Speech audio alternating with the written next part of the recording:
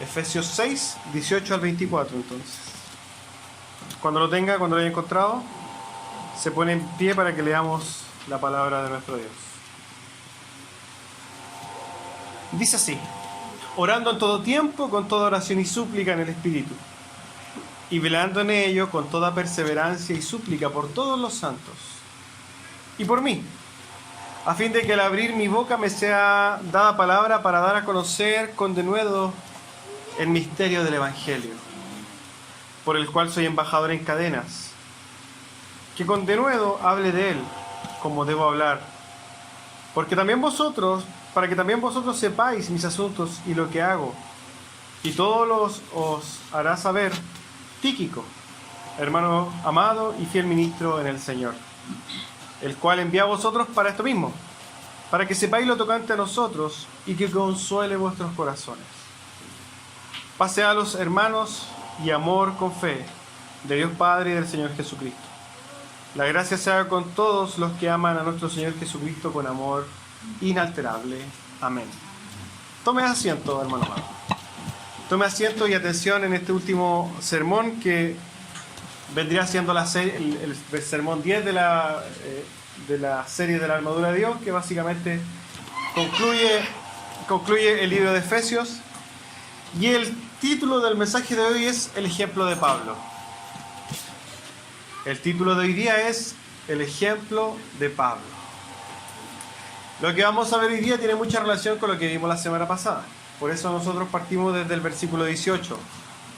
Que la semana pasada nosotros vimos este tema de este versículo 18 y profundizamos en lo que implicaba el orar por los hermanos, el profundizar en el amor, etc. Y a modo de introducción,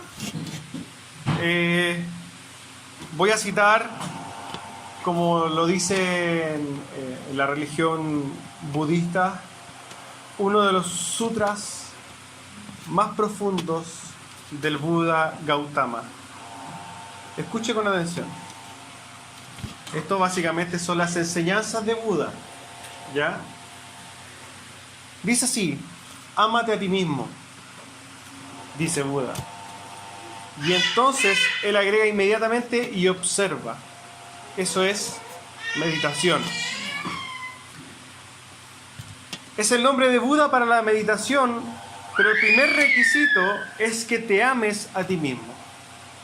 Y después observa. Si no te amas y empiezas a observar, puedes sentirte como si estuvieras suicidándote. El fundamento de la religión budista, que es una religión, el fundamento del budismo es dejar el dolor. Es no sufrir ningún dolor. Ese es el fundamento del budismo.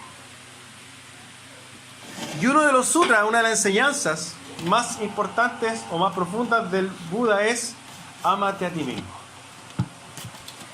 Piensa en ti.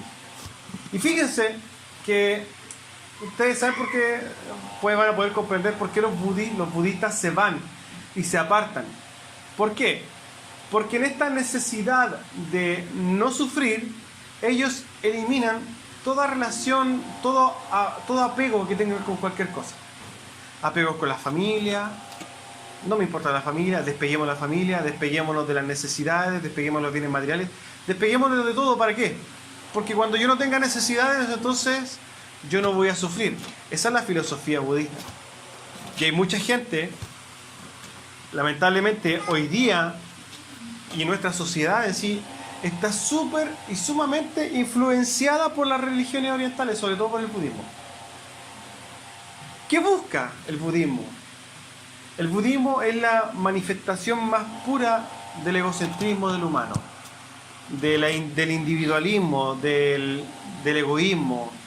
Fíjense que contaba Ravi Zacharias Ravi Zacharias, un pastor apologeta, y que comentaba una historia que él vivió, que conoció a una mujer que había alcanzado un rango muy alto dentro del budismo, como que era la primera monje a cargo de algo.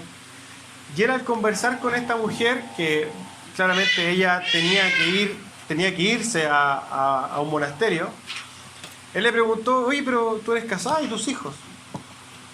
Y él cuenta que cuando él le pregunta por sus hijos, ella se pone a llorar. ¿Por qué? Porque mucha gente se apega a esta filosofía budista y sin darse cuenta se mete de tal forma que empieza a destruir su propio entorno. Ella no podía ver a su hijo. ¿Por qué? Porque en este afán de buscar la iluminación y el cero sufrimiento, había dejado todo, y fíjense en esto, todo lo que en nuestro mundo importa, nuestras familias, nuestras relaciones personales. Bueno, el budismo busca eliminarlas todas. Y lamentablemente nosotros, ¿por qué hablamos de esto?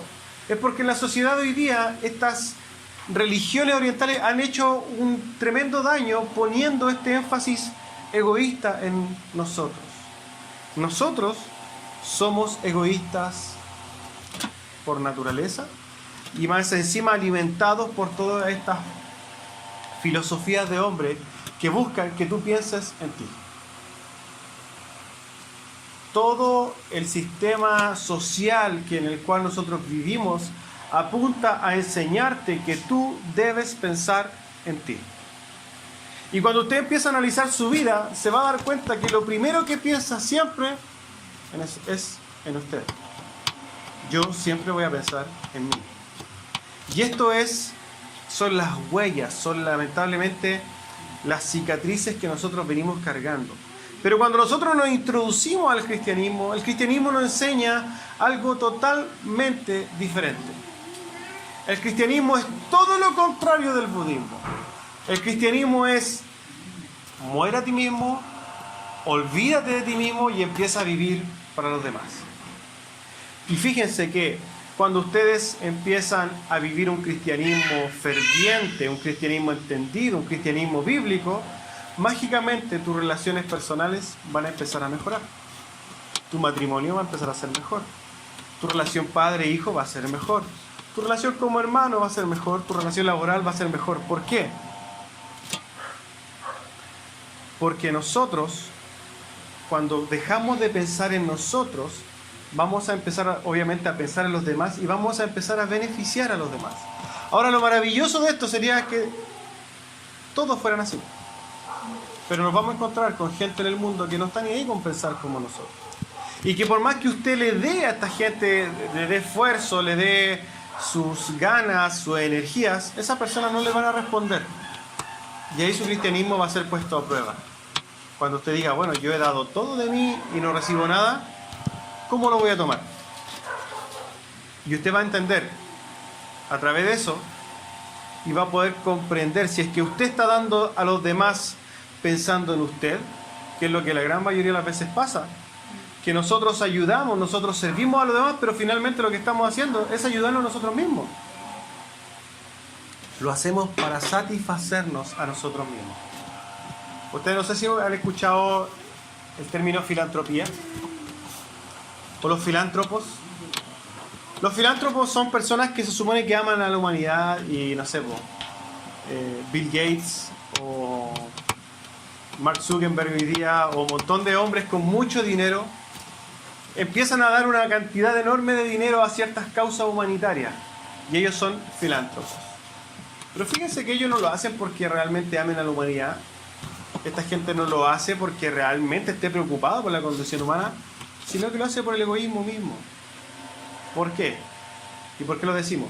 Porque si realmente ellos estuvieran dispuestos o amaran a la humanidad, no solamente darían una parte pequeña de sus recursos, sino que se darían ellos mismos. Ellos están acostumbrados a dar lo que les sobra. Y nosotros muchas veces estamos acostumbrados a dar lo que nos sobra. Pero cuando introducimos este término de carta y vamos a ver el ejemplo de Pablo, nosotros vamos a tratar de profundizar y entender y tratar de ponernos en los pies de Pablo para que nosotros podamos tomar a Pablo como un ejemplo. ¿Amén? Ya vimos en el versículo 18 cuando dice orando en todo tiempo, con toda súplica, en el Espíritu y velando con ello, con toda perseverancia y súplica por todos los santos. Eso lo vimos la semana pasada. Y por mí, por Pablo, a fin de que al abrir mi boca me sea dada palabra para dar a conocer con valentía el el ministerio o el misterio del Evangelio. Y en este texto que nos vamos a meter, nosotros vamos a ver 3 puntos que son desde el versículo 20 en adelante. Fíjense lo que dice el versículo 20. Por el cual soy embajador en cadenas, que con denuedo hable de él, como debo hablar, para que también vosotros sepáis mis asuntos y lo que hago. Todo os lo hará saber Tíquico, hermano amado y fiel ministro en el Señor, el cual envía a vosotros por esto mismo, para que sepáis lo tocante a nosotros y que consuele vuestros corazones. Paz sea a los hermanos y amor con fe de Dios Padre y del Señor Jesucristo. La gracia sea con todos los que aman a nuestro Señor Jesucristo con amor inalterable. Fíjense lo que vamos a ver nosotros en este mensaje y les voy a dar la pauta antes para que usted vaya guiándose. Vamos a ver 3 puntos respecto a estos pasajes. Lo primero es que Pablo establece que él se autodenomina como embajador en cadenas del Evangelio. Lo segundo que vamos a ver es que Pablo estaba interesado en que sus hermanos supieran de él, de lo que hacía, de lo que estaba quizás sufriendo o de lo que estaba haciendo para el consuelo de los hermanos. Y lo tercero que vamos a ver es cuando Pablo se despide y de la forma en que Pablo se despide. ¿Amén? Entonces, introduciéndonos ya al tema, vamos a ver lo primero. Lo primero entonces que establece Pablo es que se autodenomina embajador en cadenas del Evangelio. ¿Qué significará entonces que se denomine embajador en cadenas? Podemos entender entonces a través de esto, primero, es que hay un doble significado cuando Pablo habla de que es un embajador en cadenas. Nosotros podemos comprender que está hablando que está preso, que es un esclavo, ¿cierto? Que es un siervo obligado, alguien que no tiene libertad. Y nosotros podemos entonces ver el doble significado de esto, ya que Pablo, y ojo con esto, Pablo estaba escribiendo la carta de Éfeso cuando estaba preso. Pablo estaba preso en Roma. Y podemos nosotros decir, bueno, Pablo dice que se autodenomina embajador en cadenas, como un embajador del Evangelio, digamos, alguien que representa el Evangelio pero que está preso. Pero a la vez podemos ver que a través de la vida de Pablo, Pablo siempre se describió a sí mismo como un esclavo por amor. Entonces nosotros podríamos ver esta doble significancia. Una, el estar preso físicamente, y el segundo, estar preso por amor. Hay un doble énfasis en este sentido. Y Pablo en Colosenses 4 dice: perseverad en la oración, velando en ella con acción de gracias, orando al mismo tiempo por nosotros, para que el Señor nos abra las puertas para la palabra, a fin de dar a conocer el ministerio por el cual también estoy preso. La carta de Colosenses y la carta de Efesios son cartas hermanas y hablan muchas cosas similares, y las escribió juntas prácticamente. También a los colosenses les dice: yo estoy preso. Y también podríamos ver esta dualidad del sentido en el cual estoy preso físicamente en Roma, pero también soy preso de Cristo. Fíjense que cuando Pablo está orando, y si nosotros volvemos a la oración, lo que ora hacia los hermanos es que él pueda presentar con denuedo, con valentía, con osadía el Evangelio de nuestro Señor Jesucristo. Esta oración que solicita Pablo resulta ser una petición para el avance del Evangelio. No está pidiendo que oren por él para su satisfacción personal.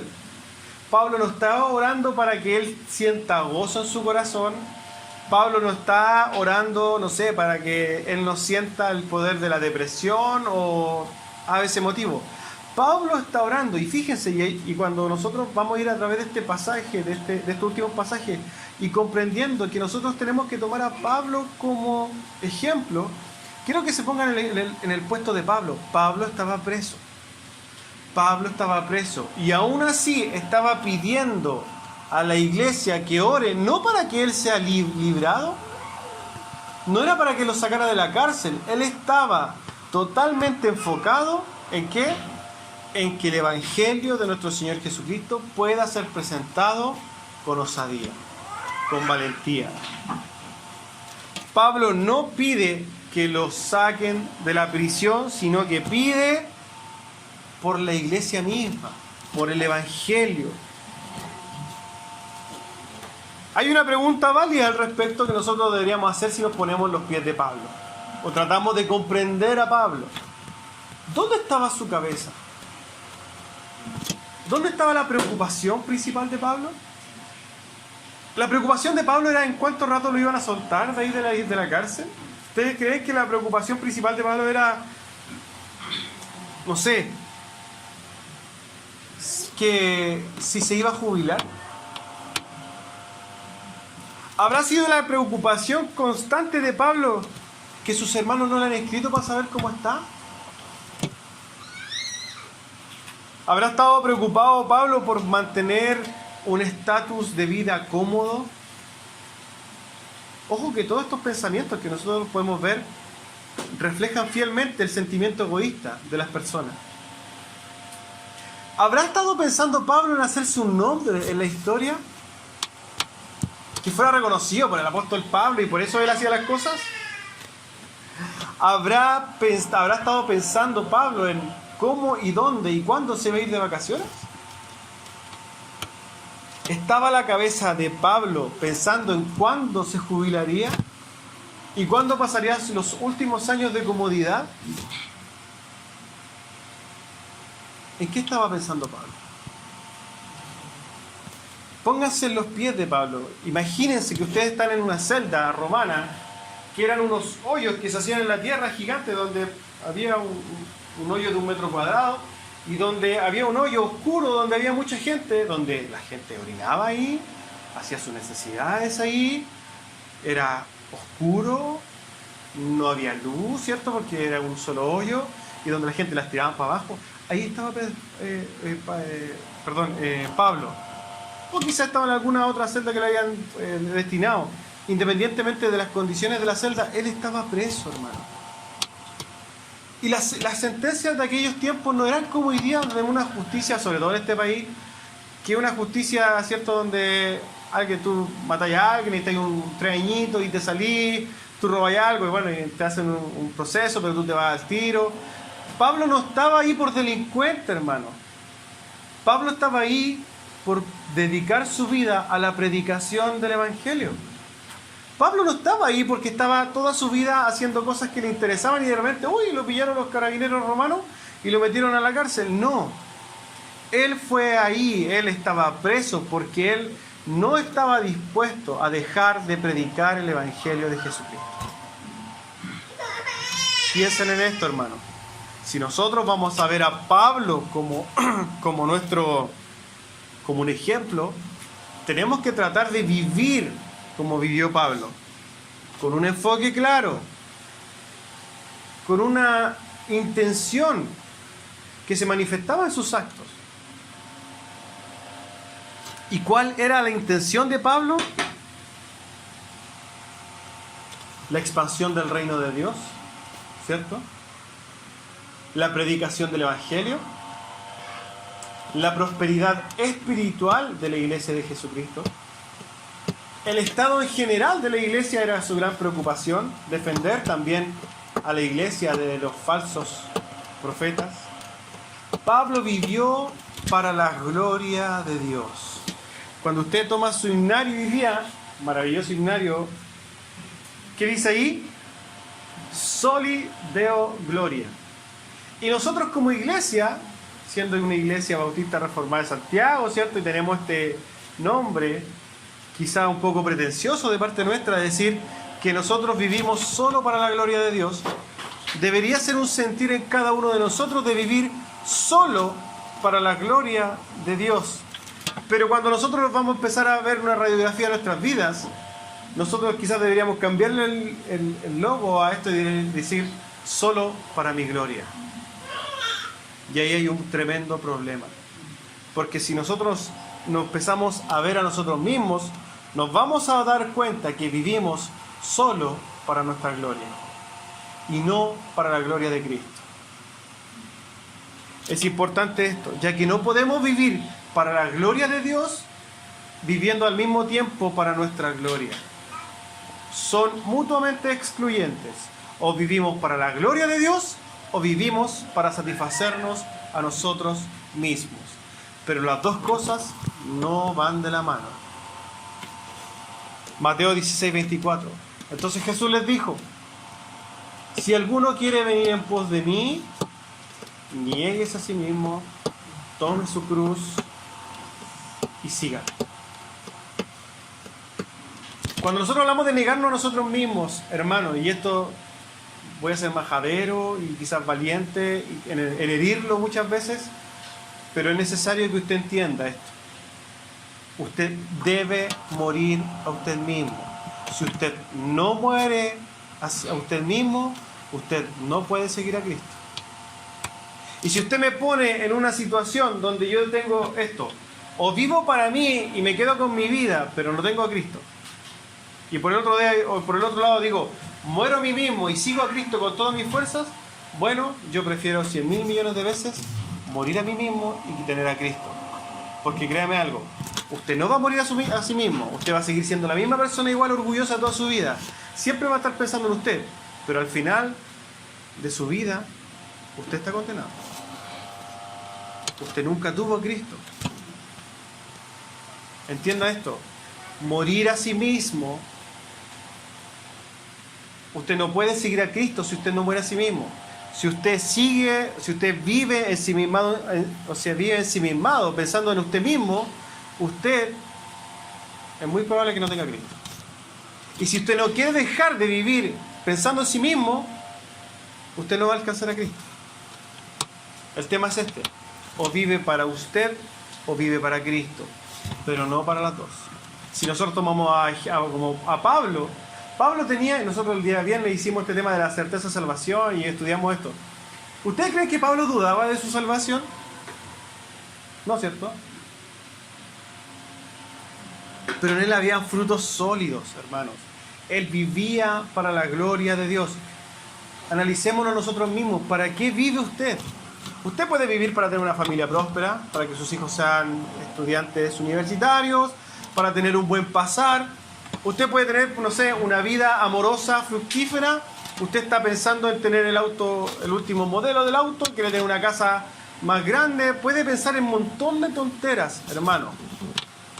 Pero eso es terrible, porque usted en su mente, cuando empieza a analizar profundamente su vida, y si usted no encuentra que el norte de su vida son los mismos nortes que tenía Pablo y que tenía Jesucristo, que son la expansión del Evangelio, la predicación del Evangelio, la iglesia de Cristo. Si usted no ama la iglesia de Cristo, si usted no busca la gloria de Dios, usted está viviendo una vida vana. Usted está viviendo una vida vacía que no difiere en lo absoluto de la persona que vive afuera una vida vacía. Pero, ¿cuál es la diferencia? Que usted le está poniendo una religión. Nada más que eso. El cristianismo, el verdadero cristianismo, trasciende de nosotros. No es solamente ir al culto, satisfacer nuestra conciencia, ir el domingo y desaparecerme. No. La iglesia y el cristianismo es mucho más profundo que eso e involucra todas mis intenciones, mis fuerzas, mi mente, mi corazón, mis ganas, mis sufrimientos, mis deseos. Involucra todo. No viva un cristianismo vacío. Si usted quiere ser un verdadero cristiano, muera a sí mismo. Entréguese. Y siga los ejemplos, como el ejemplo de Pablo, que aún él estando en prisión injustamente, porque él estaba expandiendo el reino de Dios, él estaba ahí, pero él ahí, en esa misma miseria, estaba pensando en el resto de la iglesia. Y le escribe al resto de la iglesia, hermanos, y se preocupa de enseñarles doctrina, se preocupa de su salud espiritual, se encarga de animarlos. Imagínense, Pablo le está diciendo, anímense. Pero Pablo estaba en la cárcel. Pablo no estaba en un spa, Pablo no estaba de viaje, no estaba en las Bahamas, no estaba en un agua color turquesa. Pablo estaba preso. Y es en esa postura, o sea, en esa condición de preso, cuando le dice a la iglesia, todo lo puedo en Cristo que me fortalece. Él no estaba, ¿cierto?, guatita al sol, no estaba en el lago, él estaba preso. Y nosotros que tenemos vidas súper felices, tranquilas, que vamos a nuestro trabajo, volvimos, vamos al supermercado, tenemos nuestros hijos con salud, Estamos todos felices, ¿cierto? Vivimos tan ensimismados, tan preocupados de nosotros mismos, que más encima nos damos el tiempo de ver lo que en la iglesia está mal, porque para criticar somos los primeros. No, es que, ¿sabes que este personaje de la iglesia no está haciendo esto? Este hermano de la iglesia no está haciendo esto otro. Pero ¿qué hay de mí, hermano? ¿Qué hay de usted? Jesús dijo, nosotros, ustedes ven así la pajita chiquitita que hay en el ojo ajeno, pero no pueden darse cuenta del tronco que hay en sus propios ojos. Usted está tan preocupado de los defectos de su hermano que no se ha preocupado de ver sus propios defectos. Si toda la iglesia muriera a sí misma, la iglesia sería diferente. Si usted quiere ver cambios en la iglesia, cambie usted, primero. Lo primero, cambie usted. Siga el ejemplo de Pablo. Pablo no le estaba diciendo a los efesios, oye, dentro del hermano de Efesios hay uno que está ahí, mejor no hagamos nada. Voy a decirle al que me tiene de preso, Herodes, sácame porque yo ya no voy a seguir a Cristo porque la verdad que los efesios no valen la pena. No, Pablo persistió, insistió, Pablo dio su vida por el Evangelio. A pesar de que Demas lo dejó, ¿cierto? A pesar de que otros se fueron por ahí, otro lo traicionó, montón de cosas, Pablo seguía firme y adelante. Pablo era inamovible. Asimismo, nosotros somos llamados a vivir el Evangelio de una forma inamovible y muriendo a nosotros mismos. Si nosotros vemos a la gente en el caminar de Jesucristo y nos vamos al Evangelio, toda la gente que rechazó a Cristo, ¿por qué lo rechazó? Cuando vino el joven rico, ¿cierto? Y dijo, dijo, vende tus cosas. ¿Por qué lo dejó? Porque ese hombre estaba pensando primero en sí mismo. Oye, Cristo, vengo, yo te voy a seguir, pero déjame ir a enterrar a mis padres. Estaba pensando en sí mismo. Tengo una heredad, voy a venderla y vuelvo. No, estabas pensando en ti mismo. No puede pensar en usted mismo y seguir a Cristo a la vez. Eso es excluyente. Es lo uno o lo otro. Lo segundo que Pablo que Pablo hace es que está interesado en que sus hermanos supieran lo que él estaba haciendo. Tíquico, que está ahí nombrado, que es el enviado, Pablo envía a Tíquico con esas cartas. Y ojo con esto, que Tíquico no solamente era un cartero que pasaba por aquí, aquí está la carta, no, Tíquico era un siervo de Dios, siervo fiel. Y en ese tiempo se daba la costumbre de que escribir carta era algo muy caro, muy difícil de hacerlo. Y no solamente Tíquico llevaba ordenanzas de entregar una carta. ¿Qué le dice ahí? Tíquico les va a contar también todas las cosas que nosotros hacemos. Tíquico llevaba una cantidad de información adicional, oral, a las diferentes iglesias. Tíquico era un hombre también, un siervo de Dios. Tíquico fue uno de los íntimos amigos y mensajeros altamente apreciados por Pablo. Era oriundo de Asia. Después de haber estado algún tiempo con Pablo en Roma, durante su primera prisión, Tíquico fue comisionado por el apóstol para llevar las cartas a destino. Era lógico que Tíquico, siendo un hermano amado, como lo describe Pablo, un miembro de la familia de Dios, juntamente con todos los creyentes y fiel ministro en el Señor, leal a Pablo en todo sentido, fuese la persona indicada para llevar estas cartas. Y mientras iba por las iglesias, también llevaba toda la información necesaria de Pablo. Le contaba lo que había sufrido Pablo, cómo estaba Pablo, le contaba todo lo que la iglesia necesitaba para ser alimentada. Fíjense lo que podemos entender. En esto podemos entender que Pablo tiene la intención de informar a los efesios a través de Tíquico, pero le cuenta todas las cosas y a través del pasaje nosotros vemos algo, que él dice lo siguiente: para que vuestros corazones sean consolados. Efesios 3:3, también en esta misma carta, por lo cual no desmayéis, le dice. Imagínense, volvemos a decir lo mismo. Tomémosle sentido a la palabra cuando Pablo lo escribe desde la perspectiva cuando lo está escribiendo. Él está en la cárcel y le está diciendo a los efesios: Por lo cual les pido que no desmayéis. Es lo mismo que se le dice a ustedes. Se lo dice a nosotros. Pero nosotros estamos moviéndonos en auto. Nosotros no tomamos micro. Nosotros no nos falta el pan en la mesa. Nosotros estamos preocupados y nos desmayamos porque un hermano no me llama. Yo estoy preocupado, ¿por qué? Porque, no sé, porque tengo sueño cuando leo la Biblia. O yo estoy desmotivado porque las cosas en la iglesia no son como yo quiero que sean. Pero Pablo le está hablando en la cárcel de Roma a los efesios en el primer siglo, en un contexto sociocultural totalmente diferente, donde si bien Efesio era una gran ciudad, nosotros no sabemos mucho de la condición económica de los efesios. No sabemos si los hermanos efesios habían algunos que eran medios pobres. Ellos no tenían ropa de marca. Recuerda que ellos vestían con lo que había en ese tiempo. Ellos no tenían zapatillas Nike, no tenían Nike Shot ni nada de esas tonteras. Ellos andaban con sandalias. Ellos no tenían una tremenda casa de cemento con luz. Ellos vivían con las condiciones que se vivían en el primer siglo. Nosotros hoy día, que lo creemos que merecemos todo, si es que las cosas pequeñitas nos molestan, ya nos desanimamos. Bueno, créame que usted tenga esa pequeña molestia chiquitita, considere lo que le dice Pablo desde una prisión en Roma y le dice: hermano, no se desmaye. No desmaye a causa de las tribulaciones. Y Pablo en este caso le dice: ni siquiera se desmayen por mis tribulaciones, porque esto es gloria para vosotros. El ánimo de Pablo hacia la iglesia, hermano, es algo que debería conmover nuestro corazón.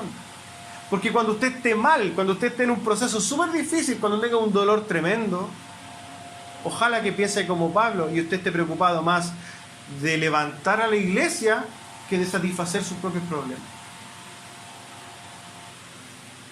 Pero por el contrario, cuando nosotros estamos problemas tribulados, necesitamos un SOS. Atención, vengan a verme. Vengan, necesito que vengan a ver, necesito atención. Imagínense Pablo.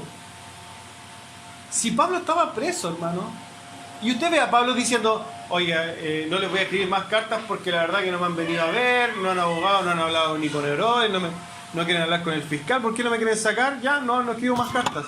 No era el sentir de Pablo. Pablo estaba diciendo ahí en su sufrimiento: anímense, hermanos, Dios los guarde, paz, fe sea a vosotros, los amo, cuídense, el Señor los ama, el Señor, perseveren en Cristo, Cristo los ama. Imagínense, cuando nosotros queramos seguir un cristianismo bíblico, sigamos el ejemplo de Pablo.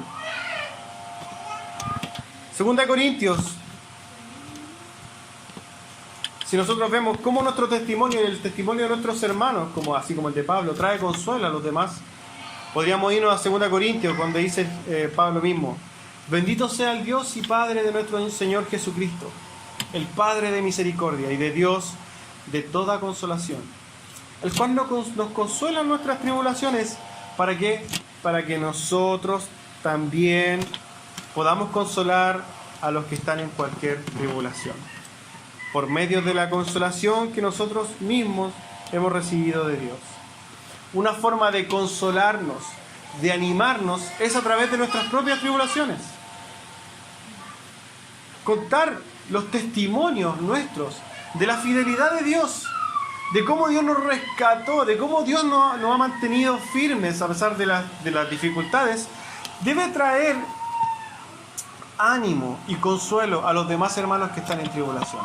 Y eso es lo que hace Pablo, asumiendo que los de Efesios están en tribulación. Él les dice: hermanos, Tíquico les va a ir a contar las cosas que estamos pasando para que vuestros corazones sean consolados.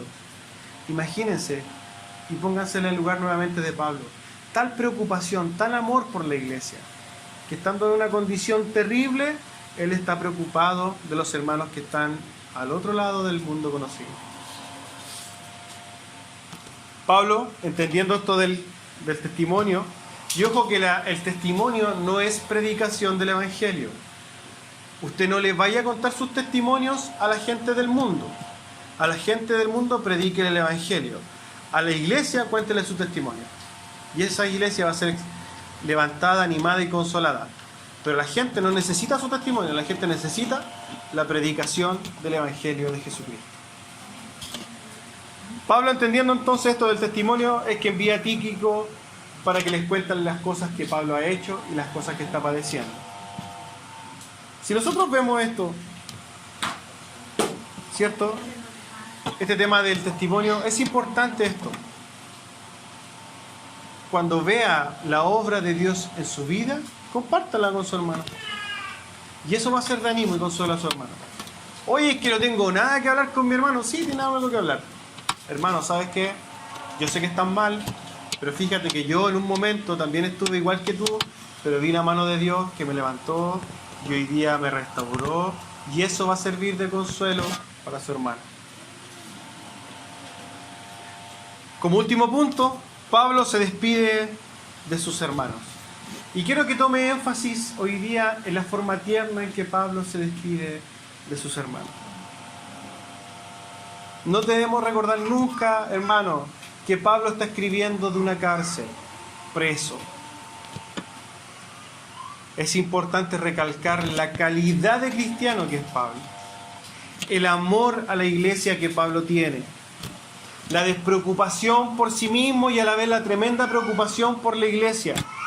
Cómo Pablo, sin ver su propia condición, se estaba preocupando de la condición espiritual de la iglesia. Esto debe ser un tremendo ejemplo para nosotros cuando caminamos en el cristianismo. Paz sea a los hermanos y amor con fe de Dios Padre y del Señor Jesucristo. La gracia sea con todos los que aman al Señor Jesucristo con amor inalterable. Si nosotros analizamos estos dos pequeños versículos, nos vamos a dar cuenta que hay 4 palabras que utiliza Pablo como deseos para la iglesia: paz, amor, fe y gracia. Todos estos son deseos de Pablo para la iglesia. Imagínense que Pablo, muchas veces nosotros decimos, oye, ojalá que este hermano pase alguna tribulación para que crezca. O sea, sería bueno que pasara algún mal para que crezca. Pero Pablo, aún estando en esa condición, no les desea eso a los hermanos, sino que aún en su condición, que en Efesios debe haber habido unos bebés espirituales y gente más madura, a todos les desea amor, paz, fe y gracia. El tema que nos podría llamar la atención es que nosotros hoy día estamos tan amoldeados al mundo que cuando nosotros nos despedimos o saludamos a alguien, le decimos, bueno, que te vaya bien, ¿cierto? Hasta suerte, algunos dicen, suerte. Pero Pablo al despedirse le dice, paz de Dios para ustedes, amor de Dios para ustedes, fe y gracia de nuestro Señor Jesucristo para ustedes. Y es bastante irónico esto, hermano. Yo lo encuentro irónico porque hoy día lo que menos hay en el mundo es paz, lo que menos hay es amor, lo que menos hay es fe, y hoy día nadie da nada por gracia. Son 4 cosas que hoy día están escaseando, pero tremendamente. Y nosotros, en la luz del Evangelio, iglesia, el estandarte y baluarte de la verdad, ¿cierto? Deberíamos ser luz al mundo, también considerando esto. No amoldarnos ni siquiera en nuestras formas de saludar al mundo, sino que desearle a nuestros hermanos cosas que realmente son trascendentes y del corazón. Decirle, hermano, que tengas paz, que el amor de Dios esté contigo. Cosas que son profundas, hermano. Hoy día nadie tiene paz. La gente vive sin paz. La gente no ama a nadie. Nadie tiene fe. ¿Cierto? Debemos tomar a Pablo, hermano, como imitadores, o sea, como alguien a quien imitar. Pablo en 1 Corintios 11 dice, sed imitadores de mí como yo lo soy de Cristo. Si usted imita a Pablo, está imitando a Cristo. Porque cuando vemos todas las cualidades de Dios, incluso la despedida, imagínense, cuando Jesucristo estaba crucificado, a punto de morir, ¿Qué le di? ¿Cuáles fueron las últimas palabras que dijo, aparte de todo lo que habló solo? Le dijo a Juan y a su mamá: ustedes son familia. Olvidándose totalmente de su condición, Cristo desangrándose, sufriendo tremendos dolores en la cruz, preocupándose de la condición de los demás. Nosotros, como imitadores de Cristo, somos llamados a preocuparnos ¿de qué? De la condición de los demás. Tal como Pablo lo hace, sin ver nuestras circunstancias, preocuparnos del bienestar de mis hermanos. A modo de exhortación final, Pablo dijo: sean imitadores de mí como yo lo soy de Cristo. Y sin duda, al examinar la vida de Pablo nos podremos dar cuenta que tal como Cristo, Pablo se negó a sí mismo. No puso el foco en sí mismo, en lo que estaba sufriendo, en lo que tenía o en lo que no tenía, o en lo que necesitaba en cualquier aspecto. Más bien se dio por entero a la obra de Cristo, a la expansión del reino de Dios, a la iglesia amada de Jesucristo. Él vivió para la gloria de Dios, como todos deberíamos hacerlo. Sin embargo, cuando nos comparamos con Cristo, o en este caso con Pablo, no podemos dejar de darnos cuenta que somos unos egoístas. Somos personas totalmente contaminadas con el individualismo y el orgullo. Pero no todo está perdido. Dios, a través de su hermosa palabra, nos llama a morir a nosotros mismos y a comprender que nuestro norte, nuestro objetivo, debe ser la gloria de Dios. Y solo podremos vivir para su gloria cuando dejemos de vernos a nosotros mismos y comencemos a mirar a nuestros hermanos. Dejar de ver lo que los demás tienen mal y comenzar a ver lo que está mal en nosotros. Dios tenga misericordia de nosotros como sus hijos y abra los ojos de nuestro entendimiento para que podamos ver esta verdad que es absoluta y representa una verdad fundamental dentro del cristianismo: morir a nosotros mismos.